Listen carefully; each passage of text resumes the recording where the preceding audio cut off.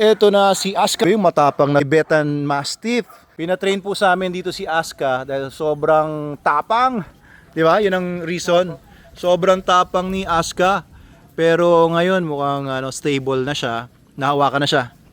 Kung sino-sino. May mga minsan na may pinipili.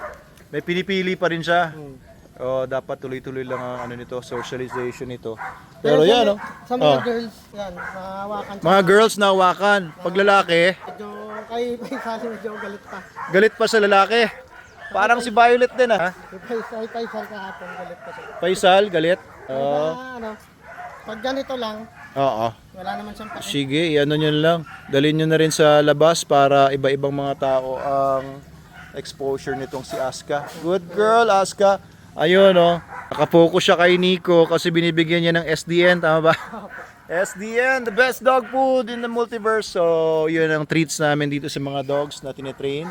Ayan, hindi naman niya ako pinapansin eh. Hindi naman siya overly aggressive. Pero Aloof lang siya. Pag minsan yung sobrang dikit sa kanya, siyempre, minsan personal space niya siguro. Ayaw lang niya ayaw lang niyang lapitan siya. Yun, very good, Aska. Ayan, pagka ganyan, tingin niyo. Good girl. Hindi nagpapakita naman ng aggression. So, pagka yung dog nyo may aggression, iba-ibang klase po yan. Iba-ibang klaseng aggression. Pwedeng dahil lang talaga sa breed nila and hindi na socialize.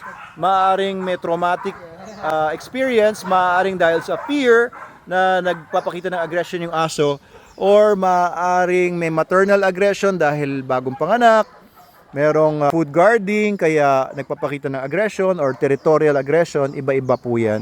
Intermale aggression, naglalaban ng parehong males or parehong females or nagpapakita ng aggression because of pheromones, nakakaamoy ng in-heat, etc. So ito po, pagka nagpa-train kayo sa amin ng aggressive dog, ay sinatsaga po talaga namin ang training ng mga dogs dito. And una, inaalam muna namin kung bakit aggressive yung aso. Kasi iba-ibang approach po nun kapag iba-ibang aggression. Hindi pwedeng pare-parehong approach. Good girl. Ayun, may sinasabi pala si Sir Nico. May information ako nakuha sa kanya ngayon lang na ito palang si Aska kaya naging aggressive ay binugbog daw nung kasama niyang adult na Tibetan Mastiff din. Tapos na-surgery pala ang paa ni saan banda yung na-surgery? Dito. Ayan, na-surgery pa pala ang paa nito, so nagkaroon ng trauma, kaya siguro maaaring na-trigger noon yung aggression niya.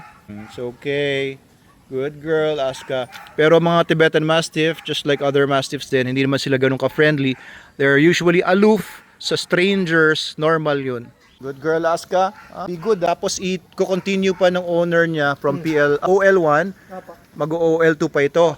Obedience level 2, ibig sabihin nun, yung OL1 namin is foundation dog, OL2 is certified obedience dog. Ayun pareho sila ni Mowgli na kahit Tibetan Mastiff sila, maliliksing mga aso. And I would guess they're quite intelligent for their breed. Mga galing pa ito sa ibang mga bansa. Tibetan Mastiffs are from China. Yan ang origin nila, from the region of Tibet. Kaya they are very thick-coated. Ayan, primitive ang breed nila. Kaya iba ang approach sa training nila, hindi sila kagaya ng mga Belgian Malinois na mabilis i-train. Ito iba ang timpla nitong mga asong mga ganito, mga primitive dogs, mga livestock guardian dogs, iba ang approach sa training sa kanila compared sa mga Rottweilers or mga hound dogs or mga shepherd dogs.